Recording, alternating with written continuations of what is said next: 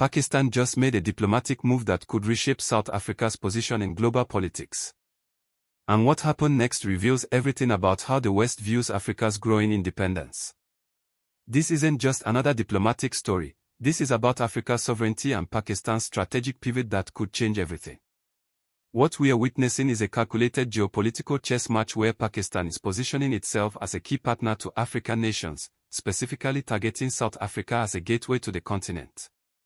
Today we are breaking down exactly what Pakistan wants from South Africa, why this partnership threatens Western interests, and what this means for Africa's future on the global stage. Let me give you the background that mainstream media won't tell you. Pakistan's economy is struggling, their GDP growth has stagnated at just 2.1%, and they are dealing with massive debt to China through the Belt and Road Initiative. But instead of turning to traditional Western lenders, Pakistan is looking south to Africa. South Africa represents the perfect strategic partner. Why? Because South Africa controls 24% of Africa's total GDP and serves as the economic gateway to a continent of 1.4 billion people. Pakistan sees what the West has always known: Africa is the future. The numbers don't lie.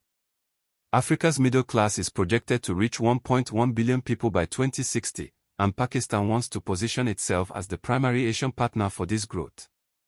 Historically, Pakistan and South Africa have maintained cordial relations, especially after apartheid ended in 1994.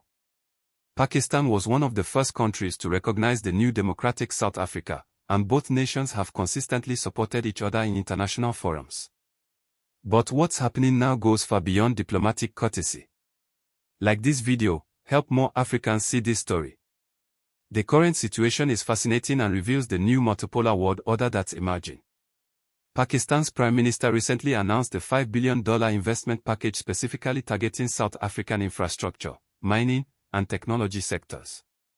This isn't charity, this is strategic positioning. Pakistan is offering something the West never has: genuine partnership without the colonial baggage.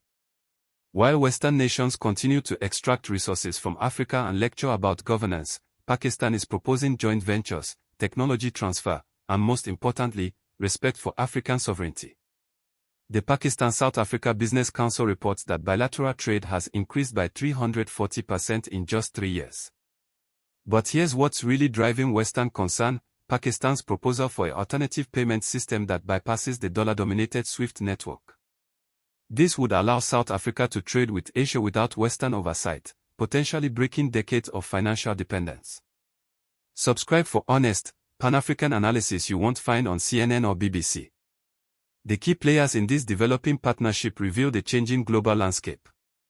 On Pakistan's side, we have Prime Minister Shehbaz Sharif, who has made Africa a cornerstone of Pakistan's foreign policy. He's not just talking, he's delivering concrete proposals. Pakistan's military establishment, historically focused on India and Afghanistan, is now training South African security personnel and sharing counter-terrorism expertise. This military cooperation sends a clear message to Western powers who have monopolized African security partnerships for decades. On South Africa's side, President Cyril Ramaphosa sees Pakistan as a crucial partner in reducing dependence on Western markets. South Africa's mining conglomerates are particularly interested in Pakistani investment, especially as Western companies increasingly face pressure to divest from African operations. The African National Congress has officially endorsed deeper Pakistan ties as part of their broader strategy of South-South cooperation. This represents a fundamental shift. From the post-apartheid era when South Africa primarily looked to Europe and America for partnerships. But the real game-changer is the private sector collaboration. Pakistani textile manufacturers are establishing production facilities in South Africa, creating thousands of jobs while gaining access to both the African market and preferential trade agreements with Europe. This is economic development that benefits both sides, something the West talks about but rarely delivers. Here's the Pan-African significance that will reshape our continent's future. Pakistan's partnership with South Africa isn't just bilateral, it's designed as a template for engaging the entire continent. Pakistan has already signed similar agreements with Nigeria, Kenya, and Ghana. This represents Africa's growing ability to choose its partners based on mutual benefit rather than historical colonial ties. When Pakistan offers to build ports in South Africa without debt trap conditions, when they propose technology transfer instead of resource extraction, they are showing Africa what genuine partnership looks like. The implications extend beyond economics.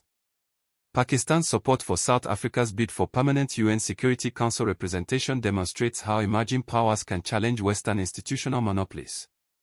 This is about reshaping global governance to reflect 21st century realities, not 19th century colonial arrangements. Most importantly, this partnership proves that Africa doesn't need to choose between East and West. South-South cooperation allows African nations to engage with multiple partners while maintaining strategic autonomy. Pakistan brings Asian markets, technology, and investment without the political conditions that Western partnerships typically demand. The agricultural cooperation alone could transform food security across the continent. Pakistan's expertise in drought-resistant crops and irrigation technology, combined with South Africa's agricultural research capabilities, could benefit the entire region. This is the kind of knowledge sharing that builds long-term prosperity. What this means for Africa's future is revolutionary. We are witnessing the emergence of a truly multipolar world where Africa is not just a prize to be won, but an active player shaping global relationships. The Pakistan-South Africa partnership represents a new model where developing nations leverage their collective strength. For young Africans, this opens unprecedented opportunities.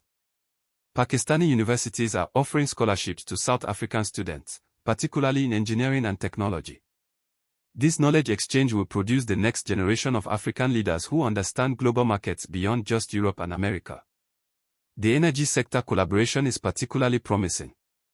Pakistan's experience with renewable energy transitions, combined with South Africa's abundant solar and wind resources, could position both nations as clean energy exporters to the global market.